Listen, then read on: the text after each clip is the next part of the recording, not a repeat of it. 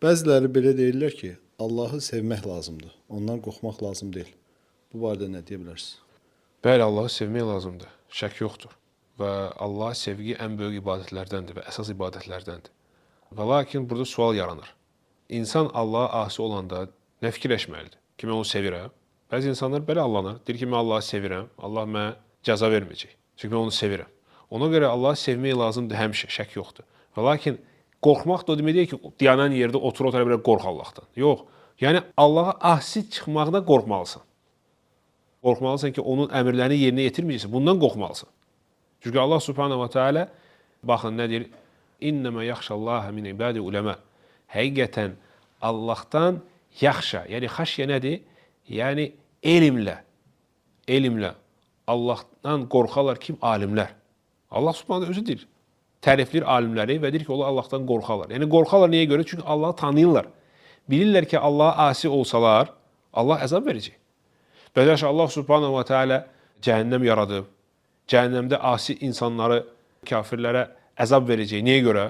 O boyda şiddətli cəhənnəmdir ki, biz qorxmayaq. Hə? Ona görə Allah Subhanahu ki, nəbbi ibadi ənni ənəl ğafurur rahim və ənə əzəbi huvəl əzəbül əlim.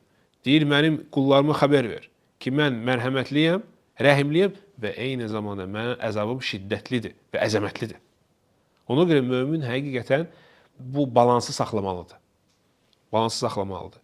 Yəni, ən birincisi Allahı sevməlidir hər bir halda və iki məsələdə orta yol tutmalıdır. Birincisi, Allahdan qorxmaq. Onun əksi nədir? Yəni, ümid bəsləmək ki, Allah Subhanahu Taala mənə həmişə bağışlayacaq. Bu iki tərəfdə insan ortada olmalıdır. Çünki sən yalnız Allahdan qorxsan, onda günah eləsən, deyəcəksən ki, Allah mənə daha bağışlamayacaq, Allah və əzab verəcək. Sən düşəcəksən təfritə.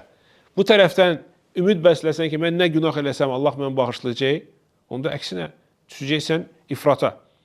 Artıq bu halda günahlar işlədəcəksən və deyəcəksən ki, nə olursa olsun Allah mərhəmətli. Ona görə Allah Subhanahu görürsünüz, deyir ki, xəbər ver ki, mənim əzabım şiddətlidir və eyni zamanda mən mərhəmətliyim. Ona görə ortada olmalısan. Günah işlətdinsə, tövbə eləməlisən və ümid bəsləməlisən ki, Allah Subhanahu səni bağışlayacaq. Günahdan qabaq Allahdan qorxmalısan və o günahı etməməlisən. Ona görə Allah Subhanahu görürsünüz, neçə dənə yerdə Quran-ı Kərimdə müttəqiləri tərif edir. Tərifləyir müttəqiləri. Müttəqi kimdir? Yəni təqvalı olanlar. Təqvalı olanlar təkcə Allahdan qorxmaq biraz da bəlkə düzgün tərcümə olmayacaq.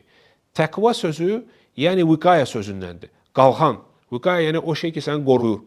Yəni o əməlləri eləyirsən, salih əməlləri eləyirsən, günahlardan çəkindirirsən və beləliklə qalxan kimi Allahın əzabının arasında, öz və öz arasında bir qalxan yaradırsan və Allahın əzabından özünü qurtarırsan. Və təqva odur.